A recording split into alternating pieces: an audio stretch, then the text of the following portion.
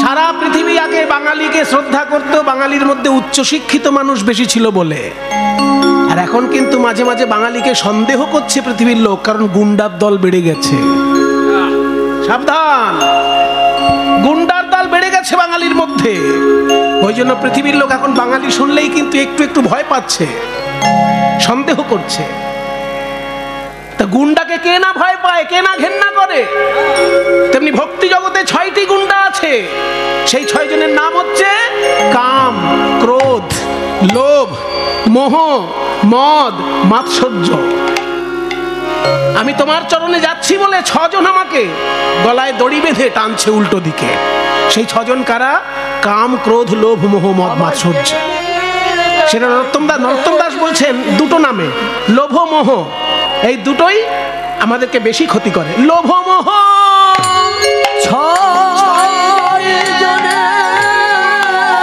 তারা লইয়া ফিরে নানা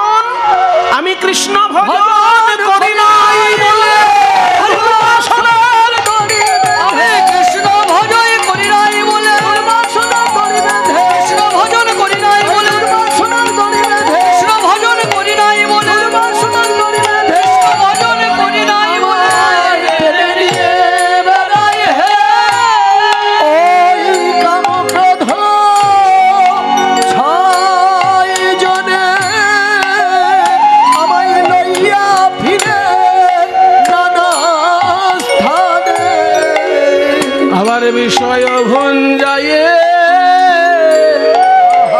নানা মতে। এখন তুমি যদি কৃপা করি গোপীনাথ, এই অধমে কেশে ধরি, আমায় টানিয়া তুলহ ব্রজধামে। বলি তবে সে দেখিয়ে ভালো, নহিলে পরাণ গেল। ওই তবে সে দেখিয়ে ভালো, নহিলে পরাণ গেল। কথা কহিতেছে দাস নরোত্তম হে, কথা কহিতেছে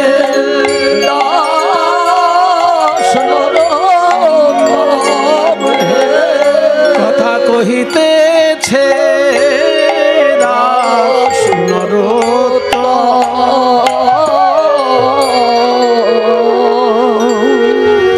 বৃন্দাবন ধাম কি, বৃন্দাবন ধাম কি, বৃন্দাবন ধাম কি।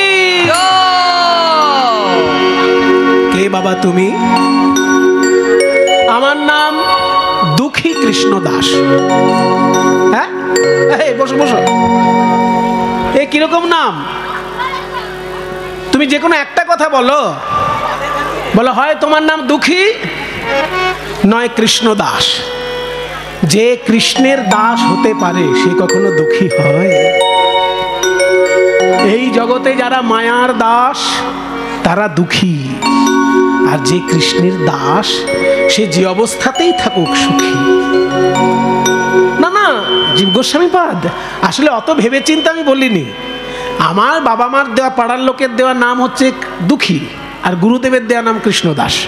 একসঙ্গে দুটো বলে দিয়েছি। ও তাহলে গুরুদেব কে তোমার? আমার গুরুদেব হলেন প্রভুপাদ শ্রী হৃদয় চৈতন্য ঠাকুর মহাশয়। হৃদয় চৈতন্য ঠাকুর তোমার গুরুদেব। এই কে আছিস? শিগগিরকে জল দে। এই যে জল দে। ভালো হবে বল। সন্দেশ প্রসাদ এনে দে। আমার গুরুদেবের নাম শুনে আপনি আমাকে আপ্যায়ন করার জন্য ব্যস্ত হয়ে পড়লেন কেন? বাবা, হৃদয় চৈতন্য ঠাকুরের শিষ্য তুমি। এই হৃদয় চৈতন্য নামটা কেন হলো জানো না? তাহলে শোনো তোমার গুরুদেবের কথা। তোমার গুরুদেবের যিনি গুরুদেব তিনি হচ্ছেন নিত্যানন্দের খুড় শ্বশুর গৌরীদাস পণ্ডিত। তার আশ্রমে যখন তোমার গুরুদেব ভক্তরূপে প্রথম এসেছিল, সেই সময় একদিন গৌরীদাস পণ্ডিত বলেছিল, তখন তার নাম ছিল হৃদয় আনন্দ। আগে নাম ছিল হৃদয় আনন্দ। তো বলেছিল, হৃদয় আনন্দ তুই এক কাজ করতো, আমার আশ্রমটা একটু দেখে শুনে রাখ, আমি কিছুদিন পরে আসবো। এই বলে চলে গেছে গুরুদেব কোনো একটা কাজে। আর তার মধ্যে চলে এসেছে দোল পূর্ণিমা। আর দোল পূর্ণিমা মানেই তো মহাপ্রভুর জন্মদিন। কোন বৈষ্ণব কোন উৎসব করুক না করুক, মহাপ্রভুর জন্মদিনে তো উৎসব করবেই। তাই মহাপ্রভুর জন্মদিন পালন করতে গিয়ে তোমার গুরুদেব হৃদয় আনন্দ একটা উৎসব শুরু করে দিলেন। আর সেই উৎসব চলাকালীন সময়ে গৌরীদাস পণ্ডিত এসে গেছেন। এসে দেখলো আমার আশ্রমে উৎসব হচ্ছে, কেউ তো আমায় জানায়নি। বলে আপনার শিষ্যই শুরু করেছে। হ্যাঁ, আমার শিষ্য আমার অনুমতি না নিয়ে উৎসব শুরু করে দিয়েছে। এসে ধমক দিলেন, হৃদয় আনন্দ, গুরুদেব তুমি কোন সাহসে উৎসব শুরু করেছ? মহাপ্রভুর জন্মদিন পালন করেন ভালো কথা, কিন্তু আমার কাছে অনুমতিটা নেবার জন্য তো তোমার অপেক্ষা করতে হতো। এই উৎসবের মধ্যে যদি কোনো ত্রুটি বিচ্যুতি হয়ে যায়, বদনামটা কার হবে? তোমার ব্যক্তিগত বদনাম হবে না আমার আশ্রমের বদনাম হবে? এক্ষুনি বেরিয়ে যাও আশ্রম থেকে, বেরিয়ে যাও তুমি। যেই না আশ্রম থেকে বার করে দিয়েছে হৃদয় আনন্দকে, হৃদয় আনন্দ গঙ্গার ধারে গিয়ে মহাপ্রভুর পুজো করছে, মহাপ্রভুর ভোগারতি ব্যবস্থা করছে। আর এদিকে হৃদয় আনন্দ গঙ্গার তীরে গিয়ে মহাপ্রভুকে ডাকছে। আর এদিকে মন্দিরে গৌরীদাস পণ্ডিত যখনই দরজা খুলেছে, দেখে মন্দিরে নিতাই গৌরের বিগ্রহ নয়। কি আমার ঠাকুর কোথায় গেল? শেষকালে দেখে সেই নিতাই গৌর, গৌরীদাস পণ্ডিতের নিতাই গৌর হচ্ছেন জাগ্রত নিতাই গৌর। কারণ নিতাই গৌরের আদেশে ওই মূর্তি তৈরি হয়েছে সামনে বসিয়ে। তাই গিয়ে দেখে গৌরীদাস পণ্ডিত যে হৃদয় আনন্দ যেইখানে মহাপ্রভু ভোগ দিচ্ছে গঙ্গার ধারে, সেইখানে নিতাই গৌর সেই প্রসাদ গ্রহণ করছে। এই দৃশ্য দর্শন করে আর সহ্য করতে না পেরে তখন বুকে জড়িয়ে ধরে বললেন, ওরে তোর হৃদয় মাঝে আমার নিতাই গৌরকে আমি নৃত্য করতে দেখেছি, তাই এতদিন তোর নাম ছিল হৃদয় আনন্দ, তোর হৃদয়ে চৈতন্য দেব নৃত্য করেছেন, তাই আজ থেকে তোর নাম হৃদয়ে চৈতন্য। সেই হৃদয়ে চৈতন্যের শিষ্য তুমি। তা বলো কি কাজে এসেছো? হে জীব গোস্বামী, আপনি দয়া করে আমাকে রাধা গোবিন্দের গোপীভাবের শিক্ষা দান করুন। গোপীভাবের শিক্ষা তো কঠিন। নিজেকে ভাবতে হবে নারী, নিজেকে ভাবতে হবে বৃন্দাবনের গোপী, নিজের সমস্ত স্বরূপ ভুলে যেতে হবে। আমি কার ছেলে, কে আমার বাবা মা, কোথায় আমার জন্ম, এসব ভুলে যেতে হবে। নিজেকে ভাবতে হবে আমি বৃন্দাবনের কিশোরী। পুরুষ মানুষ হলেও তাকে নিজেকে নারী ভাবতে হবে। আমি বৃন্দাবনের কিশোরী, অষ্টসখীর কৃপায় আমি রাধা গোবিন্দের সেবা করতে এসেছি। এই ভাবটা স্থায়ী না করলে গোপী ভাব হবে না। তাহলে বলুন আমি কি সেবা করব? শোনো, তোমাকে একটা ঝাঁটা দিলাম, এই ঝাঁটাকে শুদ্ধ ভাষায় বলে সম্মার্জনী। এই সম্মার্জনীটা তুমি হাতে করে নাও। এই সম্মার্জনী দিয়ে তুমি কুঞ্জ মন্দির পরিষ্কার পরিচ্ছন্ন করে ঝাড়ু দেবে। এটাই তোমার কৃষ্ণ সেবা। এইবার ওই ঝাঁটাটিকে একবার মাথায় ঠেকায়, একবার বুকে ধরে, বলে ওরে সম্মার্জনী, তোর ভাগ্যের বলিহারি যাই, তুই আমার রাধা গোবিন্দের চরণ ধুলায় নিত্য নিত্য স্নান করিস, আমায় কৃপা কর যেন আমি সেবা করতে পারি। এই বলে ঝাঁটাটিকে প্রণাম করে ঝাড়ু দিচ্ছে। মায়েরা মনে করুন আপাতত এই ওড়নাটাই ঝাঁটা, আর আমি এখানে ঝাড়ু দেব। যখনই আমি ঝাড়ু দেব তখনই আপনারা একটু উলুধ্বনি দেবেন, জয় রাধা শ্যাম, জয়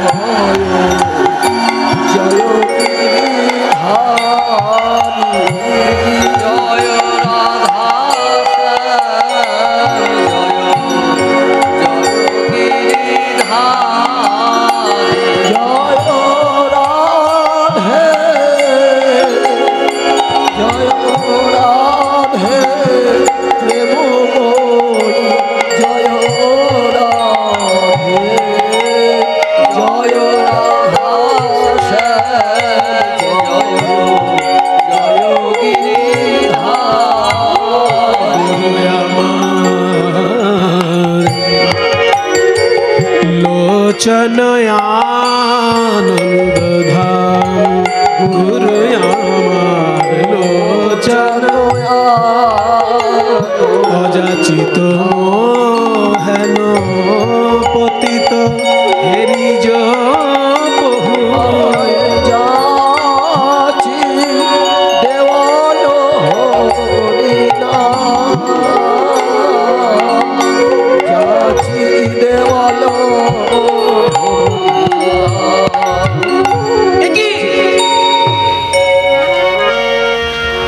এত সুন্দর একটা নূপুর কা দেখলো সুন্দর একটি সোনার নূপুর পড়ে আছে কুঞ্জবনে, চারিদিকে হিরে দিয়ে বাঁধানো, হিরে ঝলমল করছে চারিদিকে, সোনার নূপুর। এত সুন্দর নূপুর কার? যাক বাবা, যারই হোক, আমার অত কি দরকার। আমি এসেছি জীব গোস্বামীর আদেশে ঝাড়ু দিতে। এখানে কত রাজকন্যা আসে রাধা গোবিন্দকে প্রণাম করতে, তাদের কারোর হয়তো নূপুর হবে। আমি একটা জীব গোস্বামীকে জমা দিয়ে দেবো, যার নূপুর সে ওনার কাছ থেকে নিয়ে যাবে। এই বলে যখন এই নূপুরটিকে স্পর্শ করেছে, অমনে সর্বঙ্গ থর থর করে কাঁপতে লাগলো, দুই নয়নের অশ্রুধারায় অঙ্গ ভেসে যেতে লাগলো, মুখে কৃষ্ণ নাম। কি আমার সারা গা কাঁপছে কেন? আমার মুখে কৃষ্ণ নাম এলো কেন? কার এই নূপুর, যে নূপুরটা ছোঁয়ার সঙ্গে সঙ্গে আমার মুখে কৃষ্ণ নাম, আমার চোখে জল এলো। যাক বাবা, নূপুরটাকে আমি লুকিয়ে রাখি, জীব গোস্বামীকে দিতে হবে। আবার ঝাড়ু দিচ্ছেন, জয় রাধা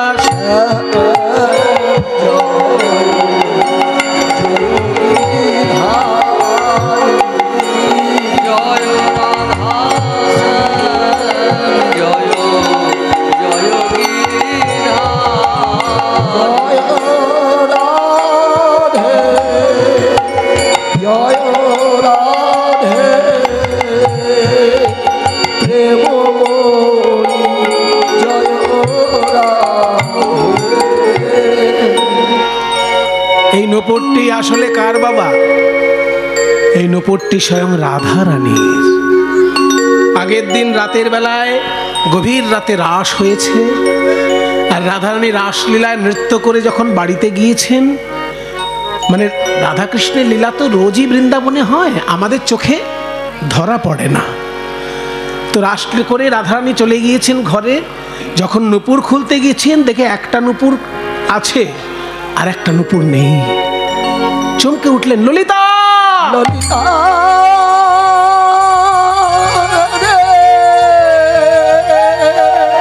সর্বনাশ, এই দেখ আমার একটা পায়ের নূপুর হারিয়ে গেছে। এই নূপুর নিশ্চয়ই আমি ওই কুঞ্জবনে ফেলে এসেছি। যা সখী, একবার গিয়ে দেখে আয় না, কেউ পেলো কিনা কুড়িয়ে। তুই এরকম ভাবে নূপুর হারাবি আর আমাকেই পাঠাবি? আমাকে যদি কেউ চিনে না? আরে চিনে না, তুই সাধারণ ব্রজবাসীর রূপ ধরে যা। ললিতা তখন সাধারণ ব্রজবাসীর রূপ ধারণ করে কুঞ্জবনে এসে দেখছে ঝাড়ু দিচ্ছে কৃষ্ণদাস, ঝাড়ু দিচ্ছে কৃষ্ণদাস। তখন কৃষ্ণদাস ঝাড়ু দিচ্ছে দেখে ভাবলো যে একে তো কথা বলতে হবে, আমি ব্রজবাসী এসেছি, ললিতা সখী বললে তো হবে না। ও বাবাজি, কে কে?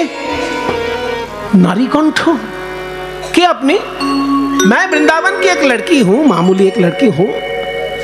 आपको एक नूपुर मिला है ना, वो नूपुर मुझे दे दीजिए बाबा जी।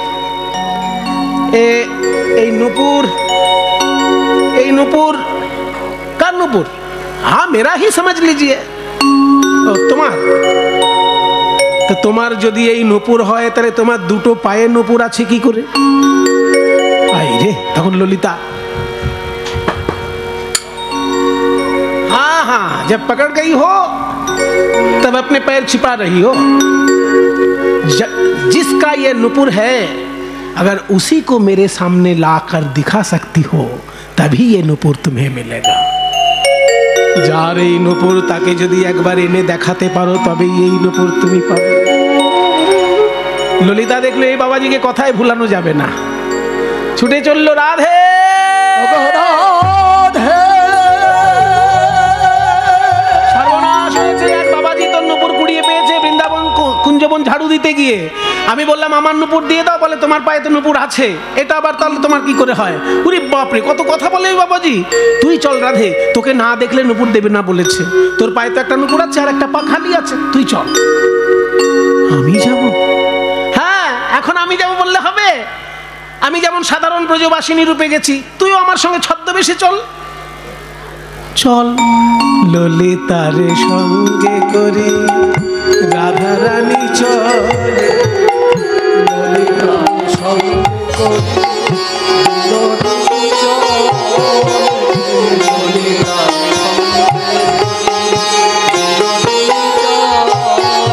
ওই যাইতে যাইতে ধরি কৃষ্ণ কথা বলে, যাইতে যাইতে ধরি কৃষ্ণ কথা বলে। ললিতার আড়ালে দাঁড়িয়ে রাধারানী দেখছেন, আপন মনে ঝাড়ু দিচ্ছে কৃষ্ণদাস। ললিতার আড়ালে দাঁড়িয়ে রাধারানী বলছে, ও ললিতা, ওই দেখ আমরা দুজন সুন্দরী রমণী দাঁড়িয়ে আছি, কিন্তু বাবাজির কোনো ভ্রুক্ষেপ নেই। ওই দেখ কৃষ্ণ সেবায় কত আনন্দ,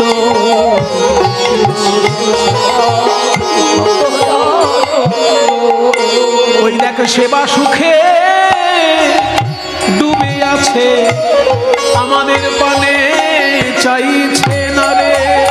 সেবা সুখে ডুবে আছে, আমাদের পানে চাইছে না রে। ওই সেবা সুখে ডুবে আছে, কৃষ্ণ সেবায় কত আনন্দ।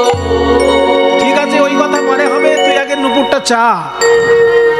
বাবাজি কে? আবার এক নারী কণ্ঠ। बाबाजी आपको ये जो नुपुर मिला है ना, वो नुपुर मेरा है, दे दीजिए। की करे बुझबो এটা তোমার? देखिए बाबाजी, मेरे एक पैर में नुपुर है, दूसरे पैर में नुपुर नहीं है, आप दे दीजिए। হ্যাঁ, তোমার একটা পায়ে নুপুর তো নেই দেখছি, আর একটা পায়ে নুপুর আছে, তো এটাই তোমার নুপুর কিনা কি করে বুঝবো? ठीक है बाबाजी, आप एक काम कीजिए, दोनों नुपुर आसपास रख के मिलाकर देखिए, दोनों नुपुर एक जैसे हुए कि नहीं। अगर एक जैसे लगे तभी देना, एक जैसे ना हो तो मत देना। দুটো নুপুর পাশাপাশি মিলিয়ে দেখো, যদি একরকম মনে হয় তবেই দেবে। তখন কৃষ্ণদাস বলছে, তবে তাই হোক, আমার হাতে যেই নুপুর আছে তোমার চরণে সেই নুপুর কিনায় আমি মিলিয়ে দেখব, তবে কই দাও দাও চরণ বাড়ায়ে দাও, দাও দাও চরণ বাড়ায়ে দাও, চরণ বাড়ায়ে দাও। আমি ভালো করে মিলায়ে দেখবো, দাও দাও চরণ বাড়ায়ে দাও। আমি ভালো করে মিলায়ে দেখব, যার নুপুর এমন তার চরণ কেমন, ভালো করে তার নুপুর এমন, তার চরণ কেমন, ভালো করে মিলায়ে দেখবো, নুপুর এমন, তার চরণ কেমন, দাও দাও চরণ বাড়ায়ে দাও। কিরে ললিতা, বাবাজি বলছে এখন আমার চরণ এগিয়ে দিতে হবে, দে এগিয়ে। তুই তো নিজেই বলে ফাঁসলি, তুই বললি নুপুর মিলিয়ে নাও, তাহলে নুপুর মিলাতে গেলে তোর পায়ের নুপুরটা তোকে দিতে হবে, তো খুলে দেওয়া আবার খুলে পড়া, তার থেকে নুপুর সমেত চরণটা এগিয়ে দে। এইবার নুপুর সমেত চরণটি যেই এগিয়ে দিয়েছে, কৃষ্ণদাস দুটি নুপুর পাশাপাশি মিলিয়ে দেখছি, হাতের নুপুরে যেমন নকশা, চরণের নুপুরেও তেমন নকশা। হাতের নুপুরে যেমন কারুকার্য, চরণ নুপুরে তেমনই কারুকার্য। বাহ বাবাজি, अब तो दे दीजिए। বলে হ্যাঁ, নুপুর দুটো এক, সেটা প্রমাণ হয়েছে, কিন্তু এই নুপুর ওই চরণের নুপুর কিনা সেটা তো এখনো প্রমাণ হয়নি।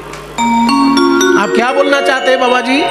না দেখো, এমনও তো হতে পারে যার নুপুর সে বাড়িতে ঘুমিয়ে পড়েছে, এবার তার পা থেকে একটা নুপুর খুলে নিয়ে তুমি তোমার নিজের পায়ে পরে চলে আসতে পারো এখানে। এবার যার নুপুর সে হয়তো ঘুমিয়ে আছে, জানে না তার নুপুর হারিয়ে গেছে। সেই মেয়েটি যদি আসে আবার, आप क्या बोलना चाहते हैं बाबा जी, मेरा ही नुपुर है? आप कैसे प्रमाण कर सकते कि मेरा नुपुर नहीं है? मैं तो दावा कर रहा हूं कि नुपुर मेरा ही है। আমি দাবি করছি যে নুপুরটি আমার। এবার আপনি প্রমাণ করুন দেখি নুপুরটি আমার নয়। উল্টো দিক দিয়ে ধরেছে। কৃষ্ণদাস বলছে সে প্রমাণ আমি এখনই করে দিতে পারি। কিভাবে? মায়েরা খেয়াল করুন, ভক্ত হতে গেলেও কত বুদ্ধিমান হতে হয়। সমস্ত কুঞ্জ মন্দির ঝাড়ু দিয়েছে, কিন্তু যেই জায়গাটায় নুপুর কুড়িয়ে পেয়েছে ওই জায়গাটা গোল দাগ দিয়ে রেখেছে, ঝাড়ু দেয়নি। কারণ যে চরণের নুপুর সেই চরণের চিহ্ন ওই কুঞ্জের মাটির ধুলোতে পরিষ্কার দেখা যাচ্ছে। তাহলে এই যে চরণের চিহ্নটি আছে নুপুর যেখানে কুড়িয়ে পেয়েছি, এই চরণের চিহ্ন যদি তোমার ওই খালি পায়ের তলে, ওই পদতলে যদি থাকে, তবে জানবো এই চরণ আর ওই চরণ এক। বলে তাহলে চরণ চিহ্ন আমায় দর্শন করাও। কিরে ললিতা, এই দুদিনের বাবাজি কি বলে কি আমার চরণ চিহ্ন দেখবে বলছে? রাধে, তুই যত বিলম্ব করবি নুপুর পেতে তত বিলম্ব হবে। বলছি যখন দেখিয়ে দে তোর চরণ চিহ্ন, তোরই তো নুপুর। ঠিক আছে বাবাজি, আমি চরণটি কাত করে দেখাচ্ছি, তুমি দেখে নাও। এবার চরণটি কাত করে কৃষ্ণদাসকে চিহ্ন দেখাচ্ছে। কৃষ্ণদাস এই মাটিতে একবার দেখছে আর চরণ তলে দেখছে রাধারানীর চরণ চিহ্ন। সবাই একটু হাত জোড় করুন। ওম রাধিকায় নমঃ। ওম ছত্রারি ধ্বজ বল্লি পুষ্পবলয়া পদ্মোর্ধ্বরেখাঙ্কুশা अर्धेन्दुञ्च यवञ्च वाममनुया शक्तिं गदां स्यन्दनं वेदी कुण्डलमाक्ष्य पार्वतधरं धत्वेन्वसव्यं पदं तां राधां चिरमुनविंशति महालक्ष्म्यार्चितां घ्रीं भजे। नमो राधिकायै।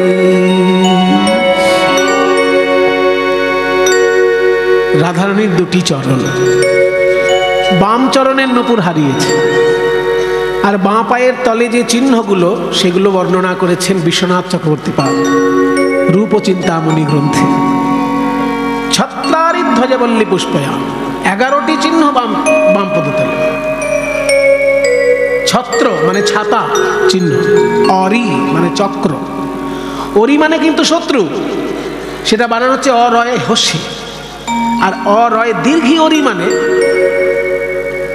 চক্র। কেন? অর মানে হচ্ছে স্পোক, স্পোক আছে যার, অর্থাৎ অরি চক্র। ছত্রারি মানে ছাতা এবং চক্র, ধ্বজ মানে পতাকা, বল্লী মানে লতা, পুষ্প ফুলের চিহ্ন, বলয়ান একটি বলয় চিহ্ন, পদ্ম পদ্ম ফুলের চিহ্ন, ঊর্ধ্বরেখা একটি ঊর্ধ্বরেখা চিহ্ন, অঙ্কুশান হাতি তাড়ানো যে লাঠি সেই অঙ্কুশ চিহ্ন, অর্ধেন্দু অর্ধচন্দ্র এবং ইয়াবাঞ্চ মানে জব চিহ্ন। এই 11টি চিহ্ন বাম পদতলে রয়েছে।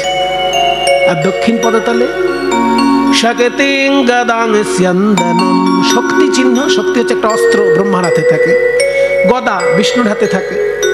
স্যন্দনম মানে রথ, যে রথে করে যমরাজ আমাদেরকে স্বর্গে নিয়ে যায়, সেই রথ চিহ্ন রাধারানীর পদতলে।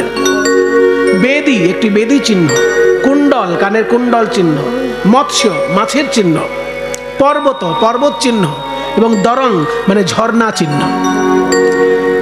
11টি বাম পদতলে, 8টি দক্ষিণ পদতলে, মোট 19টি চিহ্ন যেন 19টি মহালক্ষ্মী রূপে রাধারানীর চরণতলে বিরাজ করছে। মহালক্ষ্ম্যার্চিতাং ঘ্রিং ভজে। যখনই এই পুঙ্খানুপুঙ্খভাবে চিহ্নগুলো মিলে গেল, অমনি কৃষ্ণদাস বিলম্ব না করে দুটি চরণ জড়িয়ে ধরে কেঁদে উঠল, কৃপা করে যদি দেখা দিলে তবে দেখাও তোমার স্বরূপ, দেখাও দেখাও তোমার স্বরূপ দেখাও। করে যদি এসেছো হে ওহে দয়াময়ী, কৃপা হে দয়া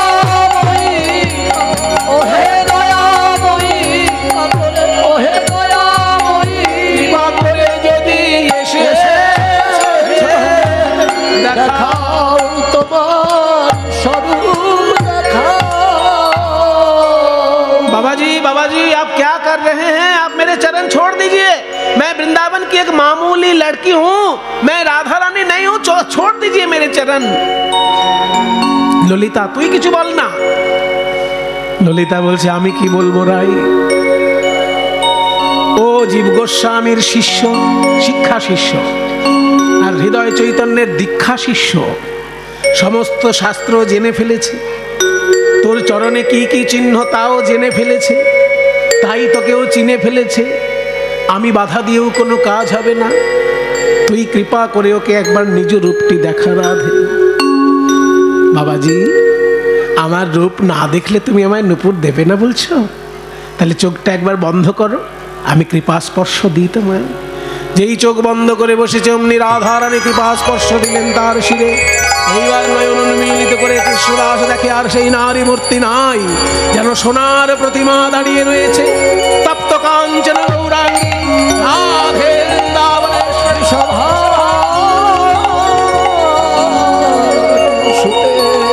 দেবী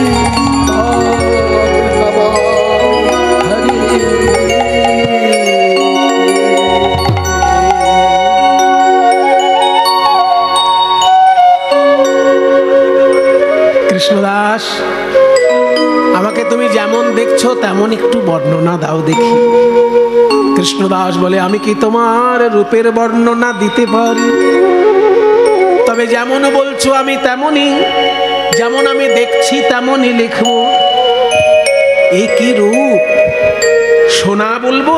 চরণ দুটোর দিকে দেখে বলছি কি সোনা বলবো না সোনার আয়না বলবো? কারণ এত উজ্জ্বলতা, আমি যেন আমার মুখের প্রতিচ্ছবি দেখছি চরণে। এ কি কনক মানে সোনা, কনক মুকুর, মুকুর মানে আয়না। এ কি কনক মুকুর রূপ না সোনার আয়না? এই যে কনক মুকুর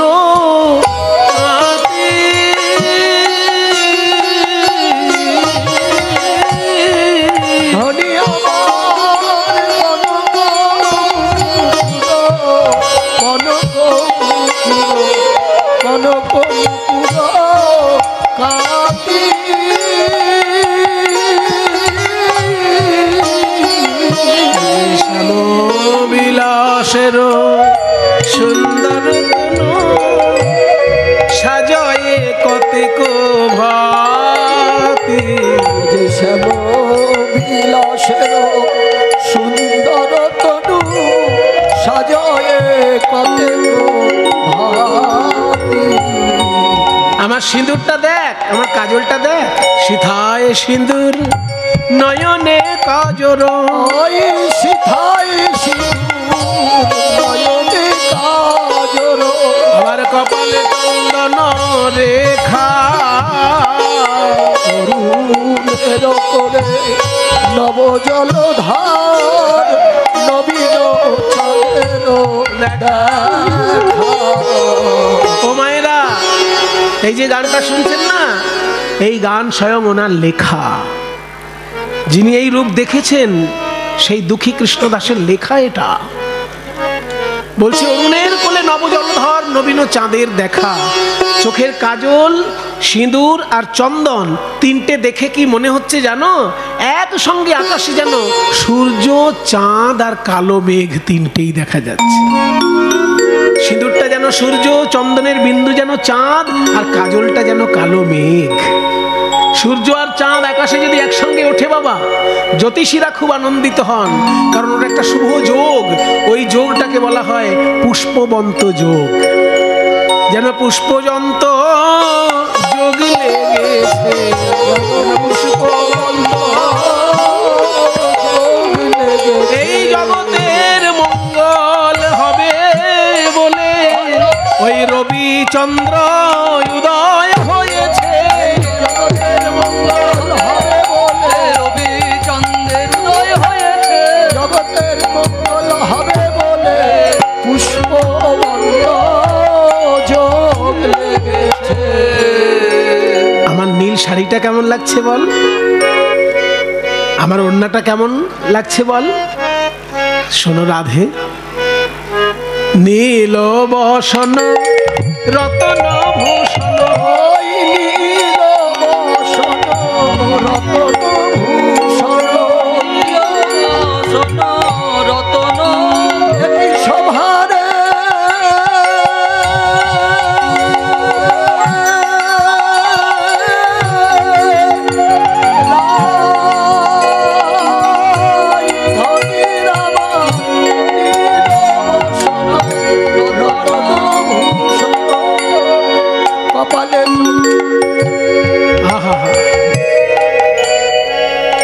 কি সুন্দর আমার রাধারানীর রূপ, ঝলমল করছে এই রূপ। শোন শোন কৃষ্ণদাস, আমি তোকে একটা নতুন নাম দেব। এই যে রাধারানীর মনে এত আনন্দ, তুই যে রাধারানীর চরণের নূপুর পেয়েছিস, এই নূপুরটা রাধারানীর চরণে পরিয়ে দে একবার। যেই না রাধারানীর চরণে নূপুরটি পরিয়ে দিচ্ছে, বলছে দাঁড়া কৃষ্ণদাস, নূপুরটি পরানোর আগে হাতে দে আমার একবার। ওম রাধিকায় নমঃ। যেই না হাতে দিয়েছে, রাধারানী আমার সেই নূপুরটি নিয়ে কৃষ্ণদাসের কপালে ছুঁইয়ে দিলেন, আর নূপুর আকৃতির তিলক হয়ে গেল কৃষ্ণদাসের কপালে। এইবার আমাকে পরিয়ে দে। যখনই তিলক নূপুরটি পরিয়ে দিলেন, ললিতা বলছে শোন, আজ থেকে আমি তোর নতুন নাম রাখবো। কারণ রাধারানীর চরণে নূপুর পরিয়ে দেওয়ার সৌভাগ্য কোনো মানুষের হয়নি আজ অব্দি। তুই যখন এটা পেয়েছিস গুরু কৃপায় আর তোর সাধনার বলে, আজ থেকে তোর নতুন নাম, তুই আমার শ্যামসুন্দরকে আনন্দ দিয়েছিস, তাই শ্যাম আনন্দ। কিংবা রাধারানীর আরেক নাম শ্যামা, শ্যামাও তোর সেবায় আনন্দ পেয়েছে, তাই আজ থেকে তোর নাম শ্যামানন্দ। এই গানটি যখন শেষ করছেন, শ্যামানন্দ নাম লিখে শেষ করছেন। শ্যামানন্দ ভনে নিকুঞ্জের বনে, শ্যামানন্দ কল্পতরুর মূলে রসের দয়াবেশে ওই সে বিনোদিনী শ্যামনাগরের কোলে, দেখে নয়ন আমার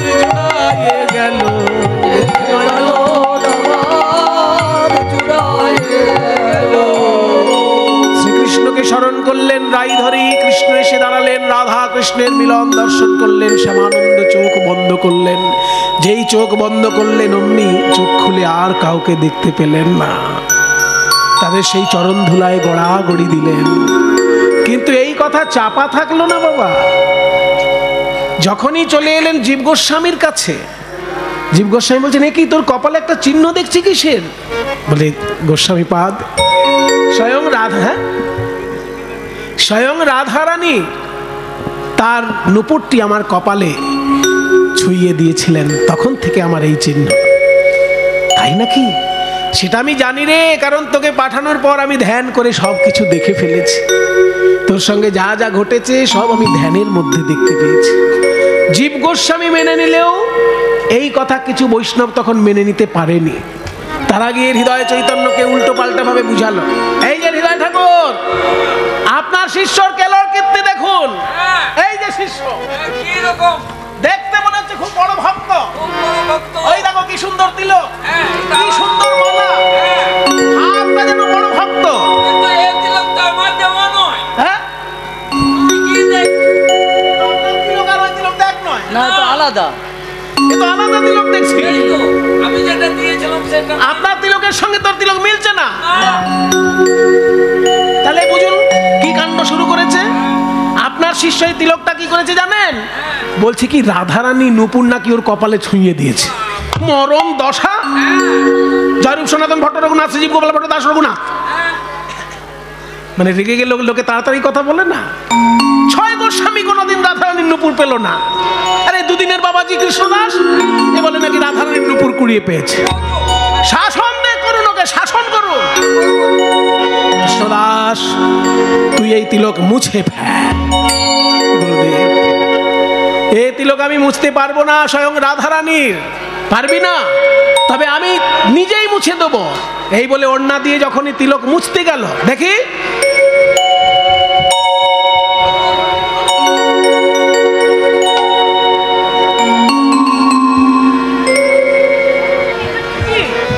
যতই মোছে উজ্জ্বল হয় গো, যতই মোছে উজ্জ্বল হয় গো, তিলক যতই মোছে উজ্জ্বল হয় ওই শ্যামানন্দের নুপুর তিলক যতই মোছে উজ্জ্বল হয় গো, শ্যামানন্দের নুপুর তিলক যতই মোছে উজ্জ্বল হয় দুষ্ট নরাধম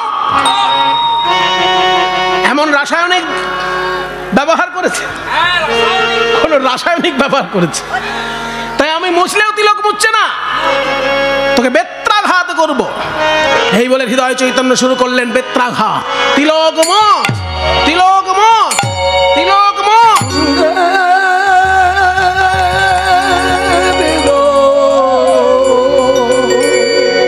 জীব গোস্বামী ছুটে এসে জড়িয়ে ধরেছে। হৃদয় ঠাকুর, আপনি এত মারছেন, ও তো আপনার শিষ্য। বলে হ্যাঁ, শিষ্য মানে কি?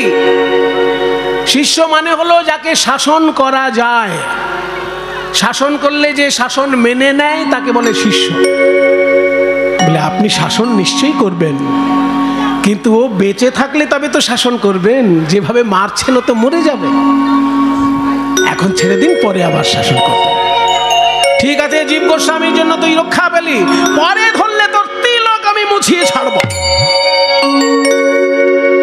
হৃদয় চৈতন্য গিয়ে বিশ্রাম নিচ্ছে। গভীর রাত্রে স্বয়ং মহাপ্রভু দেখা দিয়েছেন। হৃদয়, গৌরহরি, আপনি কৃপা করে দেখা দিলেন, কিন্তু আপনার গায়ে বেত্রাঘাতের চিহ্ন কেন প্রভু? তুমি বেত্রাঘাত করেছ তোমার শিষ্যের অঙ্গে, সেই বেত্রাঘাত আমার গায়ে লেগেছে। গৌরহরি, এ কি করে হলো?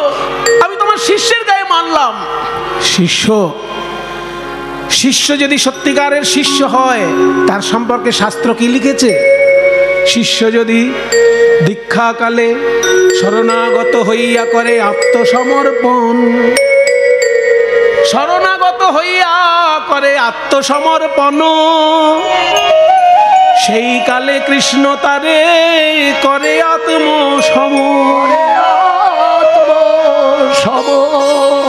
শিষ্য যদি ঠিক ঠিক আত্মসমর্পণ করে গুরুচরণে, অমনি সেই দেহটা কৃষ্ণের দেহর সঙ্গে একাকার হয়ে যায়। তাই সত্যিকারের শিষ্যকে যদি আঘাত করা হয়, সেই আঘাত গোবিন্দ অঙ্গে গিয়ে লাগবে। আমি বুঝতে পারিনি, প্রভু ক্ষমা করুন। সঙ্গে সঙ্গে ছুটে এলো কৃষ্ণদাসের কাছে। ওরে কৃষ্ণদাস,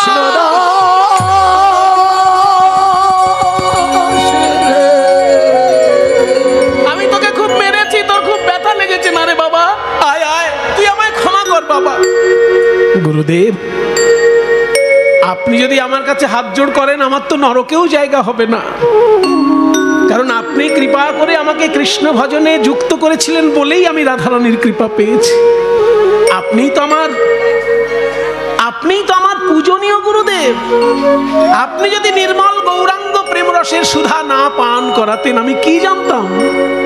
নির্মল গৌর প্রেম রস সিঞ্চনে, নির্মল গৌর প্রেম রস সিঞ্চনে, পুরল সব মনয়াস, পুরল সব মনয়াস, সচরণাম্বুজে রতি নাহি হওয়ালো, সচরণাম্বুজে রতি নাহি হওয়ালো, রত বৈষ্ণব দাস, রত বৈষ্ণব দাস, রত বৈষ্ণব দাস, রত বৈষ্ণব দাস, রত বৈষ্ণব দাস, রত বৈষ্ণব দাস।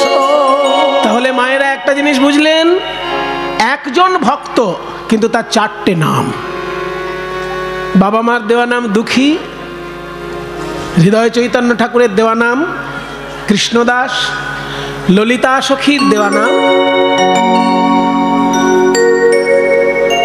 শ্যামানন্দ, আর জীব গোস্বামী বলেছিলেন গোপীভাবে তুমি তপস্যা করবে, তুমি হলে কনক মঞ্জরী।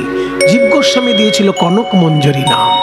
একজনেরই চারটে নাম, কনক দুঃখী কৃষ্ণদাস, কনক মঞ্জরী শ্যামানন্দ।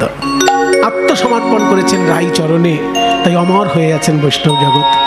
রবীন্দ্রনাথের এক লাইন গান গেয়ে আমি বিশ্রাম দেব। ওই চর ওই আসন তলে, কারণ আজকে চরণ তলের কথাই তো হয়েছে। চরণ পেয়েছেন, কৃষ্ণদাস। তাই আসন তলে থাকে ধুলা, আসনের তলায় থাকে ধুলা, সেই ধুলা আমরা গায়ে মেখে বাড়ি যাব। ওই আসন তলের, ওই আসন তলের মাটির পরে লুটিয়ে রব।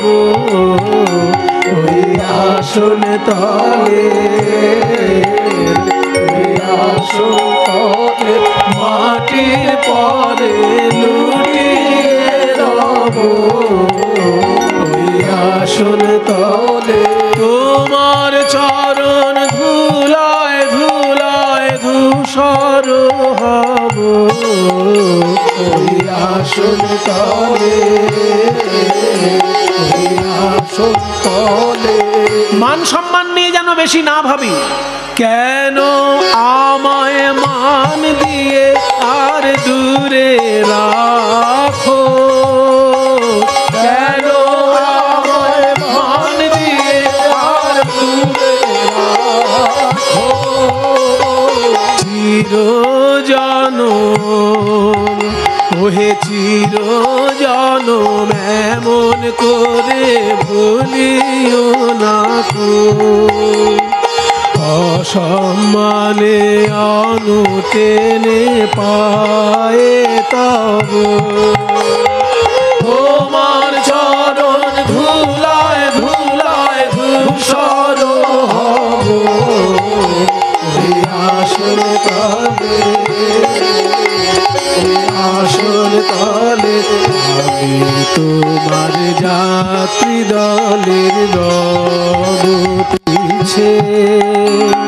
স্থান দিও হে আমায়, স্থান দিও হে আমায় তুমি সবার নিচে। প্রসাদ লাগি কতই লোকে আসে ধেয়ে, প্রসাদ লাগি কতই লোকে আসে ধেয়ে। আমি কিছু ওহে আমি কিছু চাইব না তো রইব চেয়ে।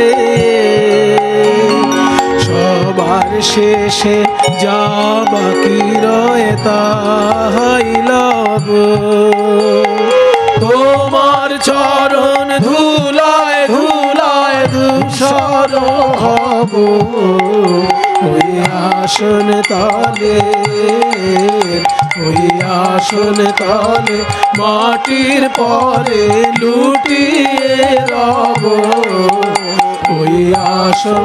সবাই বলো জয় গৌর ভক্তবৃন্দ গৌর যার প্রাণ, জয় গৌর ভক্তবৃন্দ গৌর যার প্রাণ। সবে মিলে করো মোরে প্রেম ভক্তি দান, সবে মিলে করো মোরে প্রেম ভক্তি দান। এই কৃপা করো হে, এই কৃপা করো হে, বদন ভরে গাইতে পারি এই কৃপা করো হে। যেন বদন ভরে গাইতে মধুর পারি গৌর গোবিন্দ লীলা বদন ভরে গাইতে পারি গৌর গোবিন্দ লীলা বদন ভরে গাইতে পারি। হরে কৃষ্ণ কৃষ্ণ কৃষ্ণ হরে হরে, হরে রাম রাম রাম হরে হরে। হরে কৃষ্ণ কৃষ্ণ কৃষ্ণ হরে হরে, হরে রাম রাম রাম হরে হরে। নিতাই গৌর রাধে শ্যাম হরে কৃষ্ণ হরে রাম, ভজনিতাই গৌর রাধে শ্যাম হরে কৃষ্ণ হরে রাম, রাধে রাধা গোবিন্দ জয়, রাধা গোবিন্দ জয়। হরি বল হরি বল হরি বল হরি বল জয় গৌর হরি বল হরি বল হরি বল হরি জয় জয় শ্রী গুরু বৈষ্ণব প্রেমানন্দে নিতায় গৌর হরি হ্যালো, বল হরি। ভক্তবৃন্দদের উদ্দেশ্যে জানাচ্ছি, ভক্তবৃন্দদের উদ্দেশ্যে জানাচ্ছি আপনারা দয়া করে আমাদের আসরে উঠবেন না, দয়া করে আসরে উঠবেন না, কারণ এখানে আবার আগামীকাল কীর্তন আছে, এখনও 3 দিন কীর্তন আছে। দয়া করে উপরে উঠবেন না, ভক্তবৃন্দদের উদ্দেশ্যে জানাচ্ছি দয়া করে আপনারা উপরে উঠবেন না। আস্তে বাবাকে আস্তে করে নিয়ে চলে যাও। হ্যাঁ, সমস্ত ভক্তবৃন্দদের উদ্দেশ্যে জানাচ্ছি আগামীকাল দুপুর 2টো থেকে কীর্তন শুরু হবে। আগামীকাল দুপুর 2টো থেকে কীর্তন শুরু হবে। কীর্তন করতে আসছেন ভবসাগর ভাবসাগর কীর্তনিয়া যাদব কৃষ্ণ দাস বাবাজি, ভাবসাগর কীর্তনিয়া যাদব কৃষ্ণ দাস বাবাজি। তাই আজকের মতোই আপনারা আগামীকালও ঠিক দুপুর 2টোর মধ্যেই চলে আসুন আমাদের বারবেরিয়া নিতাই গৌর সেবাশ্রমে। আগামীকাল দুপুর 2টো থেকে কীর্তন পরিবেশন করবেন ভাবসাগর কীর্তনিয়া যাদব কৃষ্ণ দাস বাবাজি। আগামীকাল দুপুর 2টো থেকে কীর্তন পরিবেশন করবেন যাদব কৃষ্ণ দাস বাবাজি। মঙ্গলবার দুপুর 2টো থেকে কীর্তন পরিবেশন করবেন ইউটিউব বিখ্যাত কীর্তনিয়া শিউলি দাস। মঙ্গলবার দুপুর 2টো থেকে কীর্তন পরিবেশন করবেন ইউটিউব বিখ্যাত কীর্তনিয়া শিউলি দাস। এবং শেষ দিন বুধবার দুপুর 2টো থেকে আপনাদের সামনে কীর্তন পরিবেশন করবেন ভবসাগর কীর্তনিয়া নিত্যানন্দ দাস বাবাজি। তাই এই এখনো যে 3 দিন কীর্তন বাকি আছে, আজকের মতোই আপনারা আগামীকাল